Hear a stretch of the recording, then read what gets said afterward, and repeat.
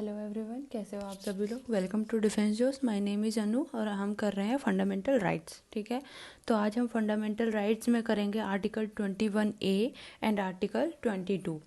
तो article 21A क्या है, राइट टू एजुकेशन है, और आर्टिकल 22 है आपका protection against arrest and detention.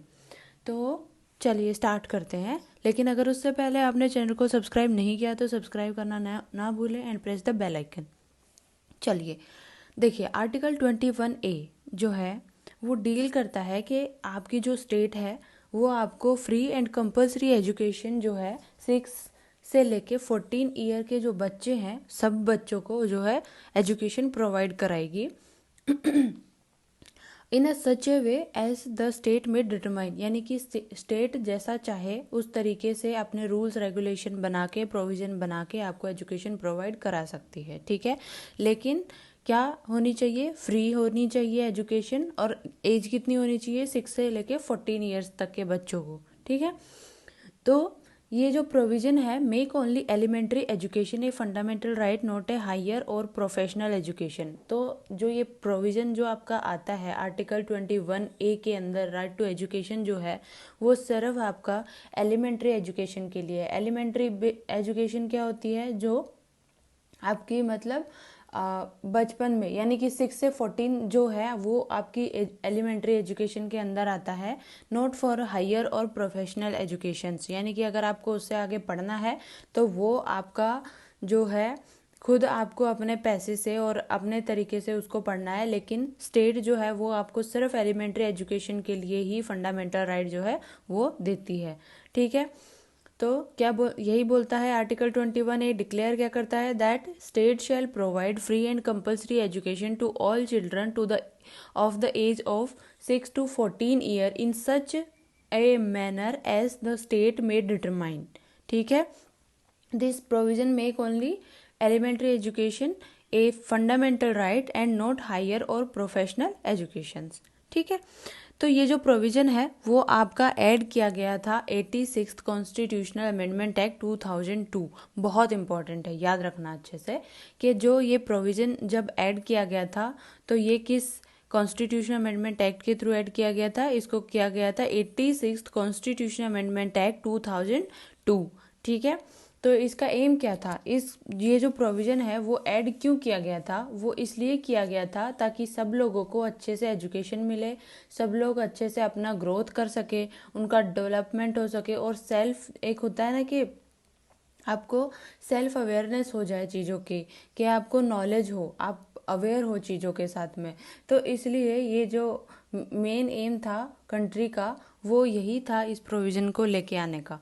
ठीक है, उसके बाद फंडामेंटल डीपीएसपी में भी आपका आर्टिकल 45 आता है पार्ट 4 के अंदर, जिसके अंदर बोला जाता है कि constitution contained A provision for free and compulsory education for children, यानी कि जो आपकी कंपल्सरी एजुकेशन है जो आपकी एजुकेशन है चिल्ड्रंस के लिए वो फ्री और कंपल्सरी होनी चाहिए। ठीक है, कॉन्स्टिट्यूशन कंटेंट करता है ये।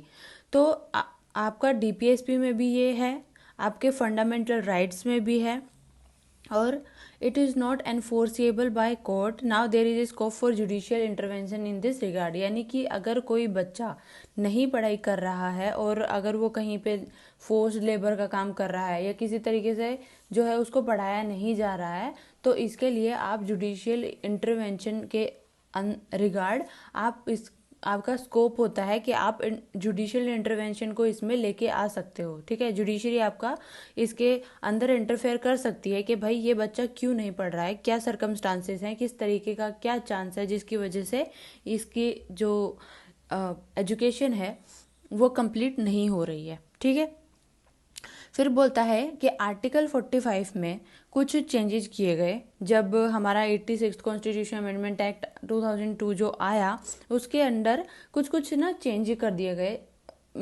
जैसे क्या चेंज किया, state shall endeavour to provide early childhood care and education for all children until they complete the age of 6 years. यानी कि यहाँ पे पहले बोल रहा था कि constitution contained provision for free and compulsory education for children, अब यहाँ पे एज तो आपकी नहीं दी थी। ठीक है। तो अभी जब इसके अंदर कुछ अमेंडमेंट करके चेंज किया गया आर्टिकल 45 के अंदर, तो इसमें बोला गया कि आपकी जो अर्ली चाइल्डहुड केयर, यानी कि जब आप छोटे एकदम बच्चे होते हो, education for all children until they complete age of 6, यानी कि 6 साल के बच्चे, आपकी एज जब तक नहीं हो जाती है तब तक आपकी जो है स्टेट आपको प्रोवाइड कराएगी आपका चाइल्डहुड केयर और आपकी एजुकेशन। ठीक है, तो इस तरीके से इसमें चेंज कर दिया गया। फिर इसमें एक नई फंडामेंटल ड्यूटी जो है 86 कॉन्स्टिट्यूशन अमेंडमेंट एक्ट 2002 के थ्रू जो है ऐड की गई, और वो था आर्टिकल 51A। ये हमारी फंडामेंटल ड्यूटी है। ठीक है, तो डीपीएसपी, फंडामेंटल राइट और फंडामेंटल ड्यूटी, तीनों के तीनों ही हमारा जो है एजुकेशन को कवर कर रहे हैं। ठीक है, तो 51A क्या बोलता है? 51A बोलता है, आपकी फंडामेंटल ड्यूटी बोलती है कि it shall be the duty of every citizen of India to provide opportunities for education to his child और ward between the age of 6 and 14 years. यानी कि 6 से 14 साल का अगर आपका बच्चा है कोई भी, तो ये पेरेंट्स की रिस्पॉन्सिबिलिटी बनती है कि वो उसे स्कूल में भेजे, उसे पढ़ने के लिए भेजे, ना कि काम करने के लिए भेजे।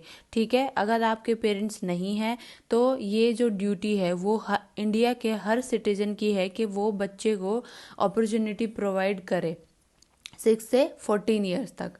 ठीक है, तो देखिए फंडामेंटल राइट आपका क्या बोलता है? फंडामेंटल राइट बोलता है 6 से 14 साल के बच्चे के लिए एजुकेशन जो है फ्री और कंपलसरी है, ये आपका स्टेट प्रोवाइड कर रहा है आपको।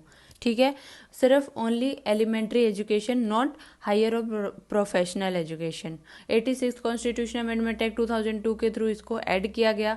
उसके बाद डीपीएसपी में जो है आपको कॉन्स्टिट्यूशन कंटेन कर रहा है, लेकिन उसमें फिर चेंज करके एक टाइम पे और बोला कि जो आपका 6 साल तक का बच्चा है उसको चाइल्डहुड केयर और एजुकेशन जो है वो स्टेट को प्रोवाइड करानी चाहिए। ठीक है, फिर फंडामेंटल ड्यूटी पे आते हैं। 51A आर्टिकल इसको कवर करता है। 86 कॉन्स्टिट्यूशन अमेंडमेंट एक्ट 2002 के थ्रू इसको ऐड किया गया, और ये बोलता है कि ये जो ड्यूटी है आपकी, ये ड्यूटी हर सिटीजन की है इंडिया के, to provide opportunity for education to his child और ward between age of 6 to 14। ठीक है, देखिए अब इससे पहले 2002 से पहले भी यहाँ पे सुप्रीम कोर्ट ने 1993 में बोला था कि जो आपका प्राइमरी एजुकेशन है, ठीक है, in the right to life under article 21, ये राइट टू लाइफ के अंदर आर्टिकल 21 में जो है कवर करता है, रिकॉग्नाइज करता है सुप्रीम कोर्ट इसको फंडामेंटल राइट। ठीक है, every child and citizen of this country has a right to free education until he completes the age of 14। His right to education is subject to limit of economic capacity development of the state. देखो supreme court ने बोला 1993 में कि जो आपका education, primary education है, वो fundamental right है in the right to life under article 21। ठीक है, लेकिन हर बच्चा या कोई भी सिटीजन जो है उसको ये राइट है फ्री एजुकेशन का जब तक वो 14 साल का अपना एज कंप्लीट नहीं कर लेता है। उसके बाद उसके बाद यानी कि 14 ईयर के बाद आपका जो एजुकेशन है वो डिपेंड करता है आपका कि आपकी इकोनॉमिक कैपेसिटी कैसी है, आपका स्टेट का डेवलपमेंट कैसा है, कि आप किस तरीके से उसको आगे और पढ़ाई प्रोवाइड करा सकते हैं या आप खुद पढ़ाई कर सकते हैं। ये जो लिमिट है ये डिपेंड करती है आपकी कैपेसिटी और डेवलपमेंट ऑफ द स्टेट पे। तो इस जजमेंट में सुप्रीम कोर्ट का एक अर्लियर जजमेंट था 1992 में, उन्होंने डिक्लेयर किया था सुप्रीम कोर्ट ने कि जो आपका फंडामेंटल राइट टू एजुकेशन है वो आपका प्रोफेशनल एजुकेशन को भी इंक्लूड करेगा, यानी कि किसी भी लेवल पे, मेडिसिन हो, इंजीनियरिंग हो, तो ये आपका फंडामेंटल राइट है एजुकेशन का। ठीक है, यानी कि यहाँ पे एज जो है उसको नहीं डाला गया, लेकिन बोला कि अगर प्रोफेशनल एजुकेशन अगर आप ले रहे हो तो वो भी आपकी फंडामेंटल राइट टू एजुकेशन के अंदर कवर अप होगा। जैसे मेडिसिन का अगर आप कोई डिप्लोमा कर रहे हो या MBBS कर रहे हो या इंजीनियरिंग कर रहे हो तो वो सब भी आपका इसी के अंदर इंक्लूड होता है। लेकिन 1993 में सुप्रीम कोर्ट ने इसको अपने जजमेंट को ओवर रूल किया और बोला कि ये फंडामेंटल राइट आर्टिकल 21 के अंदर आता है, लेकिन जो आपका एज है वो 14 तक होना चाहिए। अब 14 तक ही क्यों होना चाहिए? देखिए 14 साल का बच्चा ना इतना समझने लायक हो जाता है कि उसको आगे पढ़ना है नहीं पढ़ना है, उसका सरकमस्टांसिस किस तरीके का है, उसको किस तरीके चीज़ों की थोड़ी सूझबूझ होनी शुरू हो जाती है। ठीक है, तो इसलिए 14 ईयर किया गया कि आगे अगर उसे पढ़ना होगा तो वो पढ़ सकता है। फिर बोलता है कि in pursuance of article 21 the parliament enacted the right to children to free and compulsory education act 2009। ठीक है, आर्टिकल 21 में पार्लियामेंट ने जो है एक एक्ट लेकर आए, compulsory right to education act 2009। इस एक्ट के अंदर क्या था कि to provide that every child has a right to be provided full time elementary education of satisfactory and equitable quality in a formal school which satisfies certain essential norms and standards. This legislation is anchored in the belief that the value of equality, social justice, democracy, creation of a just and human society can be achieved only through provision of inclusive elementary education to all. देखिए, right to education act 2019 जब आया तो देखिए बहुत सारे जो private school हैं उसके अंदर कुछ कुछ सीटें जो हैं वो पहले से ही जो हमारे गरीब तबके के लोग हैं उनके लिए पहले से रिजर्व होती है। ठीक है, आपने एक मूवी देखी होगी हिंदी मीडियम। ठीक है, उसके अंदर क्या होता है कि जो अमीर लोग होते हैं वो गरीब बन के आपके बच्चे को उस वो जो रिजर्वेशन वाली सीट होती है वो दिलाने की कोशिश कर रहे होते हैं। तो यहाँ पर भी वही है कि हर स्कूल में बच्चों के लिए कुछ कुछ जो सीटें होती है वो रिजर्व होती है। और ऐसा क्यों किया गया, ताकि जो आपका वैल्यू ऑफ इक्वेलिटी है, ठीक है, सोशल जस्टिस और डेमोक्रेसी आपकी जो है वो बनी रहे। ठीक है, इसलिए ये सारी चीज़ें की गई। लेकिन ऐसा आज के टाइम में भी ऐसा होता है कि बहुत सारे लोग जो है अमीर होते हैं लेकिन गरीब बन के अपने बच्चों को जो है मतलब उस वो जो रिजर्वेशन वाली सीट होती है किसी तरीके से दिलाना चाह रहे होते हैं। ठीक है, लेकिन वो तो सही नहीं है। खैर उसके बारे में बाद में बात करेंगे। तो यहाँ पर ये जो चीज़ है कि आपकी जो कुछ कुछ प्रोवाइड करवाया गया, जो सीट्स हैं उनको रिजर्व किया गया, और एक फुल टाइम एलिमेंट्री एजुकेशन जो है इक्विटेबल क्वालिटी के लिए किसी भी स्कूल में आपका एडमिशन हो, ये सब चीज़ें जो हैं वो राइट हर बच्चे को प्रोवाइड करवाया गया है। ठीक है, तो लेजिस्लेशन जो है ये बिलीव करता है that the value of equality, social justice और डेमोक्रेसी, जस्ट और human society can be achieved. यानी कि इस तरीके की चीज़ें, आपकी इक्वालिटी है, ये सब करने से सोशल जस्टिस है, डेमोक्रेसी आपकी जो है वो बनी रहेगी, क्रिएशन ऑफ जस्ट और human society can be achieved, कि इस तरीके का प्रोविज़न करके हम जो एजुकेशन है उसको एलिमेंट्री एजुकेशन के थ्रू आप ये सब सारी चीज़ों को, जो आपका सस्टेनेबल एक ग्रोथ है, जो आपकी वैल्यू ऑफ इक्वालिटी है, इन सारी चीज़ों को आप अचीव कर सकते हो। ठीक है, तो ओवरऑल चीज़ ये है कि आपको जो राइट टू एजुकेशन है इसके अंदर जो सबसे इम्पॉर्टेंट चीज़ है वो ये है कि ये आर्टिकल 21A फंडामेंटल राइट में आता है। प्रोविज़न आपका ऐड किया गया था 86 कॉन्स्टिट्यूशन अमेंडमेंट एक्ट के थ्रू। आपका DPSP आर्टिकल 45 पार्ट 4 में है, और आपकी फंडामेंटल ड्यूटी आर्टिकल 51A में है। ठीक है, इतना आपको समझ में आया। चलिए नेक्स्ट देखते हैं।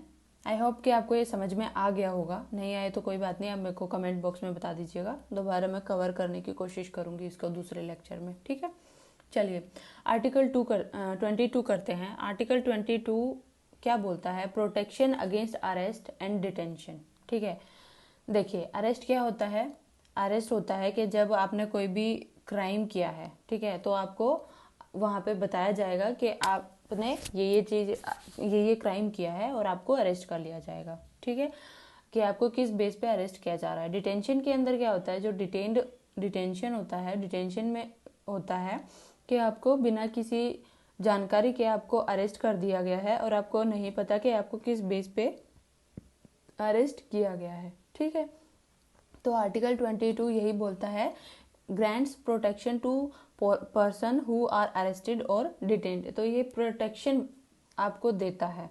तो डिटेंशन क्या होता है, डिटेंशन दो तरीके का होता है, एक होता है पुनिटिव, एक होता है प्रिवेंटिव। ठीक है, तो पुनिटिव के अंदर क्या होता है कि जो क्राइम आप कर चुके हैं पहले से ही, उसके खिलाफ आपको अरेस्ट किया जाएगा, ट्रायल होगा और आपका कन्विक्शन होगा कोर्ट के अंदर। ठीक है, और फिर आपको पनिश किया जाएगा। तो punitive detention is to punish a person for an offence committed by him after trial and conviction in a court. ठीक है, यानी कि ट्रायल होगा, 24 घंटे के अंदर आपको मजिस्ट्रेट के सामने पेश किया जाएगा, फिर उसके बाद वो बताएगा कि आपको कितना ट्रायल आपका और होना है और कि आपको क्या पनिशमेंट आपको मिलेगी। ठीक है, दूसरा है प्रिवेंटिव डिटेंशन। प्रिवेंटिव डिटेंशन के अंदर क्या होता है, देखिए इसके अंदर होता है कि किसी इंसान ने कोई क्राइम नहीं किया है लेकिन ये संभावना है कि वो क्राइम कर सकता है। ठीक है, तो जब ये नियर फ्यूचर पॉसिबिलिटी है कि वो क्राइम कर सकता है तो उस क्राइम को होने से बचाने के लिए आपको डिटेंशन सेंटर के अंदर डाला जा सकता है, आपको अरेस्ट किया जा सकता है without trial and conviction by the court. ठीक है, समझ में आया आपको इतना?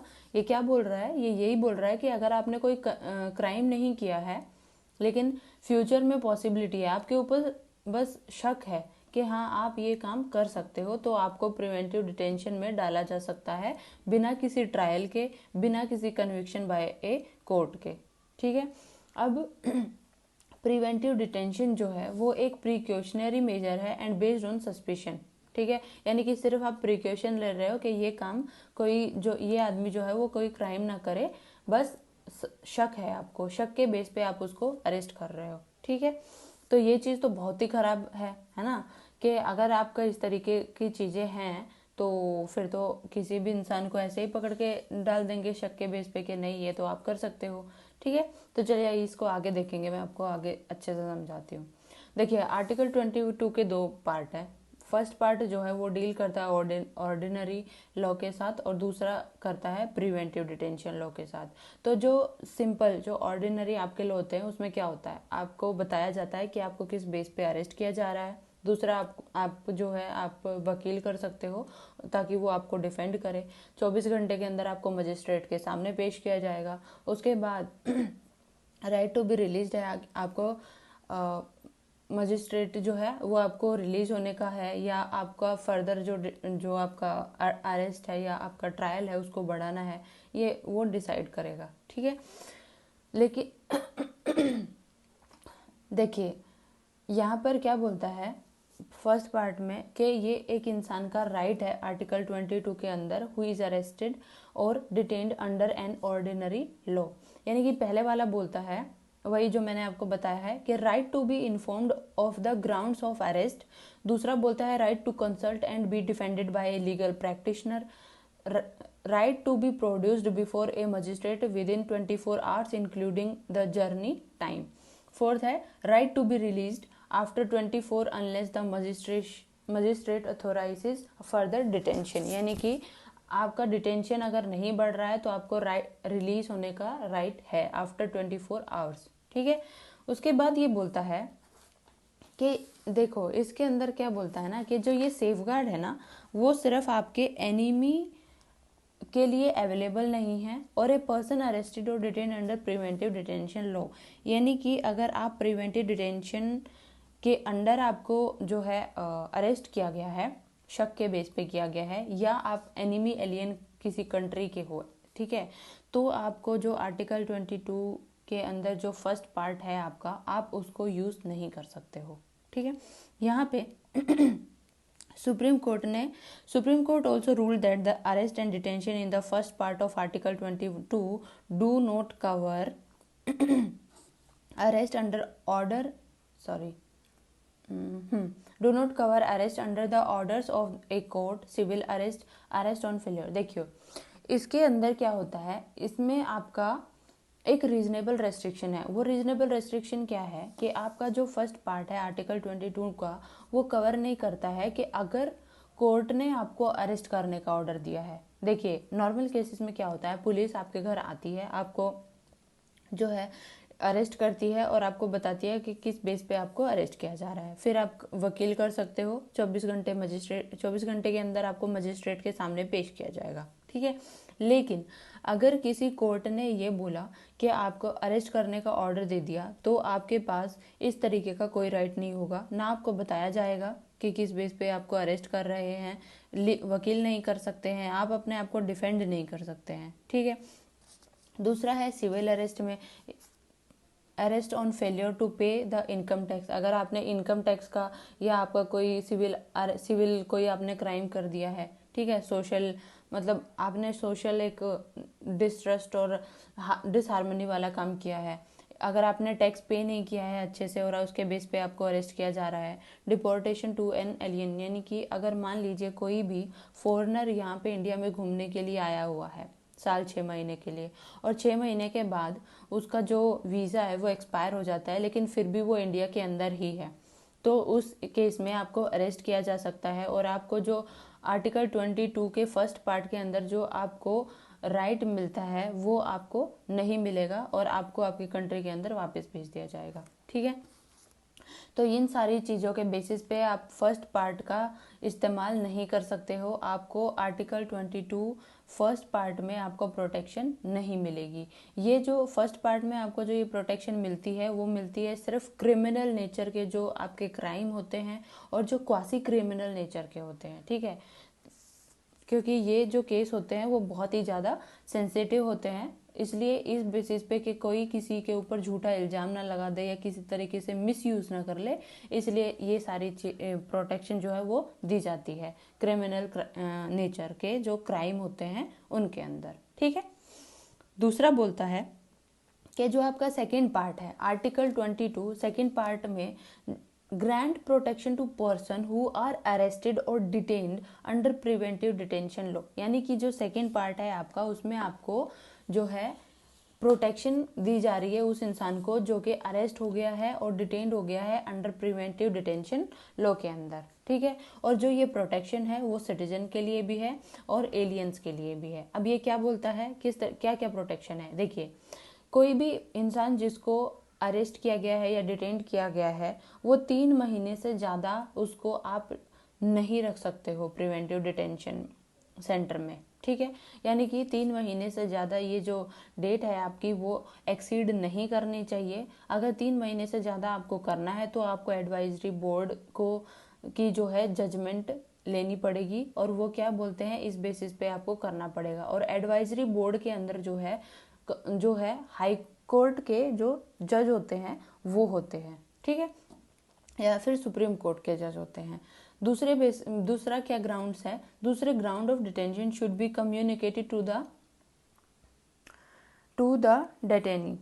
ठीक है, however the fact considered to be against the public interest need not be disclosed, यानी कि ये बोलता है कि कम्युनिकेशन जो है डिटेनी के साथ होना चाहिए आपका, और इसके अंदर public interest need not be disclose कि आपका consider to be against the public interest, यानी कि क्या डिस्क्लोज करने की आपको ज़रूरत नहीं है कि आपको किस बेस पे आपने इस इंसान को जो है अरेस्ट कर लिया है या क्या इंटरेस्ट किस तरीके से है आपका। ठीक है, तो ये सब आपको बस उससे कम्युनिकेट आप कर सकते हैं।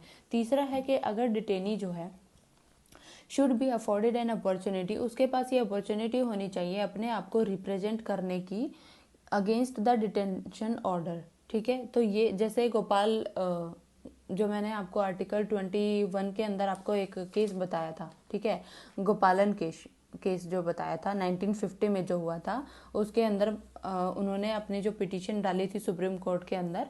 ठीक है, तो ये जो अपॉर्चुनिटी है अपने आप को रिप्रेजेंट करने की वो अगेंस्ट द डिटेंशन ऑर्डर वो उसको मिलनी चाहिए। बस अगर आप नेशनल सिक्योरिटी का इशू है तो आपको ये सभी अपॉर्चुनिटी जो है वो नहीं मिलेगी। ठीक है, लेकिन अगर नॉर्मल कंडीशंस में ऐसा है तो आपको ये जो अपॉर्चुनिटी है वो मिलेगी। ठीक है, फिर बोलता है कि जो आर्टिकल 22 है वो ऑथराइज करता है पार्लियामेंट को कि वो किसी भी सर्कमस्टांसिस में या class of the cases in which a person can be detained for more than 3 months under a preventive detention law without obtaining the opinion of an advisory board, यानी कि बिना एडवाइजरी बोर्ड के opinion के जो parliament है आपका वो आपकी जो डिटेंशन की जो डेट है यानी कि जो टाइम है आपका उसको जो है एक्सटेंड कर सकता है। ठीक है, वो उसको बढ़ा सकता है 3 महीने से ज़्यादा।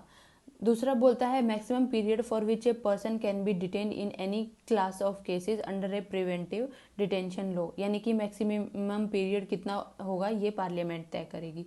Procedure to be followed by an advisory board in an inquiry, यानी कि जो भी प्रोसीजर होगा वो एडवाइजरी बोर्ड के थ्रू एक इंक्वायरी के अंदर जो है उसको फॉलो किया जाएगा। ये भी पार्लियामेंट जो है वो डिसाइड करेगा कि किस तरीके क्या प्रोसीजर होगा, ठीक है। फिर बोलता है कि 44th constitution amendment act of 1978 में जो क्या हुआ था ना, कि जो आपकी कोर्ट थी उसने बोला कि जो आपका ये जो डिटेंशन का जो टाइम पीरियड है, ठीक है, इसको आप रिड्यूस कर सकते हैं 3 महीने से 2 महीने के अंदर। लेकिन ये जो प्रोविज़न है ये अभी तक फोर्स में आया नहीं है, अभी भी 3 महीने का ही चलता है। तो ऐसा क्यों किया गया था? ऐसा इसलिए किया गया था, देखिए इमरजेंसी का टाइम चल रहा था 1975 से 77 में, और जो कांग्रेस गवर्नमेंट थी उन्होंने उनके जो अपोजिशन की जो सरकार थी वहाँ उन लोगों को, बहुत सारे जो नेता थे उनको बिना किसी रीजन के उठा के डिटेंशन सेंटर में डाल दिया, ठीक है। तो इसलिए बहुत सारे लोगों को 3-3 महीने, तो इन्होंने कोशिश की कि यार इसको तो हम मतलब 3 से 2 कर देना चाहिए, और ऐसे ही इसका मतलब इस्तेमाल नहीं होना चाहिए बिना किसी रीज़न के, ठीक है। तो अभी कॉन्स्टिट्यूशन ने जो लेजिस्लेटिव आपकी पावर है उसको डिवाइड किया है। प्रिवेंटिव डिटेंशन के रिगार्ड में जो आपकी पावर है लेजिस्लेटिव उसको डिवाइड किया है, एक पार्लियामेंट्री एक स्टेट लेजिस्लेचर, ठीक है। तो इसके अंदर क्या बोलता है कि जो आपका डिटेंशन प्रिवेंटिव डिटेंशन से के रिगार्डिंग जो लॉ है वो स्टेट गवर्नमेंट भी बना सकती है और यूनियन गवर्नमेंट भी बना सकती है। बस एक्सक्लूशन क्या है यहाँ पे कि जो डिफेंस के से रिलेटेड, फॉरेन अफेयर से और सिक्योरिटी ऑफ इंडिया, यानी कि डिफेंस और फॉरेन रिलेटेड अगर कोई आपका अफेयर है तो उसको सिर्फ यूनियन गवर्नमेंट बना सकती है। बाकी सब चीज़ों पे, यानी कि बाकी और भी कोई अगर इन सब डिफेंस और फॉरेन अफेयर को छोड़ के अगर आपका प्रिवेंटिव डिटेंशन लॉ जो है वो स्टेट भी बना सकती है, यानी कि दोनों सेंटर और स्टेट दोनों के दोनों जो है बना सकती हैं for reason connected with security of state, maintenance of public order and maintenance of supply service essential to the community, ठीक है। इतना समझ में आया। अब प्रिवेंटिव डिटेंशन के अंदर पहले पार्लियामेंट ने क्या क्या लॉ बनाए हैं और अभी क्या क्या लॉ हमारे अभी भी हैं, ठीक है, वो पढ़ते हैं। देखिए प्रिवेंटिव डिटेंशन एक्ट 1950 ये 1969 में जो है ख़त्म हो गया। Maintenance of internal security act Misa 1971 में इसको बनाया गया और 1978 में इसको रिपील कर दिया गया था, ठीक है। उसके बाद है कॉफ़ी पोसा यानी कि conservation of foreign exchange and prevention of smuggling activity act 1974 में ये बनाया गया था। नेशनल सिक्योरिटी एक्ट नासा 1980 में बनाया गया था। Prevention of black marketing maintenance of supplies of essential commodities act 1980 में बनाया गया। Tada terrorist and disruptive activities prevention act, देखिए इसके थ्रू बहुत इसका ऐसा है ना कि डायरेक्ट आपको अरेस्ट कर लिया जाएगा, कुछ आपको नहीं बताया जाएगा कहाँ लेके जा रहे हैं, क्या कर रहे हैं, क्या नहीं कर रहे हैं, और इसीलिए ये बहुत ही ज़्यादा इसका मिसयूज़ किया गया था। तो 1995 में इसको जो है रिपील कर दिया गया था, okay. Prevention of illicit traffic of narcotic drugs and psychotropic substance act 1988, prevention of terrorism act POTA 2002 repealed in 2004 में इसको हटा दिया गया। Unlawful activity prevention act UAPA 1967 में इसको बनाया गया और टाइम पे इसको अमेंड किया गया है 2004 में, 8 में, 2012 और 2019 में। अभी आपने देखा ही होगा कि इसको जो है अमेंड किया गया था, ठीक है। तो देखिए इंडिया के अंदर जो है प्रिवेंटिव डिटेंशन लॉ जो है बहुत ही एक इंडिया के अंदर जो है ये सारी चीज़ें जो हैं प्रिवेंटिव डिटेंशन लॉ की बात होती है, ठीक है। लेकिन देखिए ब्रिटेन में सिर्फ जो फर्स्ट और सेकंड वर्ल्ड वॉर के टाइम पे इसको लेके आया गया था, और USA में के जो कॉन्स्टिट्यूशन है उसमें तो इसका जिक्र भी नहीं है, ठीक है। तो आपका जो इंडियन कॉन्स्टिट्यूशन है ये क्यों इंटीग्रल पार्ट है, प्रिवेंटिव डिटेंशन लॉ को क्यों बनाया गया है इंडिया के अंदर, क्योंकि इसको कॉन्स्टिट्यूशन के अंदर जो है जो हमारे कॉन्स्टिट्यूशनल मेकर थे उन्होंने इसको कॉन्स्टिट्यूशन के अंदर डाल दिया, ठीक है। और ये कॉन्स्टिट्यूशन का एक इंटीग्रल पार्ट बन गया जिसकी वजह से इंडियन के कॉन्स्टिट्यूशन के अंदर ये है, ठीक है। लेकिन अगर इसका मिसयूज अगर देखा जाए अगर इसका मिसयूज़ किया गया तो ये बहुत ही खतरनाक हो सकता है, ठीक है। लेकिन अगर नॉर्मल आपका सही तरीके से यूज़ किया जाए तो ये बहुत ज़्यादा बेनिफिशियल भी है, ठीक है। तो इन इंडिया प्रिवेंटिव डिटेंशन जो है ब्रिटिश रूल के टाइम पे जो था एग्जिस्ट करता था। जैसे Bengal state prisoner regulation of 1818, defence of India act of 1939 provided for preventive detention. तो ये आप एग्जाम्पल जो हैं वो आप अपने आंसर राइटिंग में यूज़ कर सकते हैं, ठीक है। तो चलिए इसी के साथ मैं लेक्चर ख़त्म करती हूँ। आई होप कि लेक्चर आपको समझ में आया होगा। और नेक्स्ट वीडियो में हम करेंगे आर्टिकल 23 एंड आर्टिकल 24। तो तब तक के लिए थैंक यू सो मच। अगर आपको कोई कमेंट है, कोई क्वेरी है, वो आप मुझे बता सकते हैं कमेंट बॉक्स में, ज़रूर बताइएगा। और वीडियो को शेयर ज़रूर करें, चैनल को सब्सक्राइब करें और आप मुझे बताते रहिए कि किस तरीके से मैं इम्प्रूव कर सकती हूँ। Thank you so much.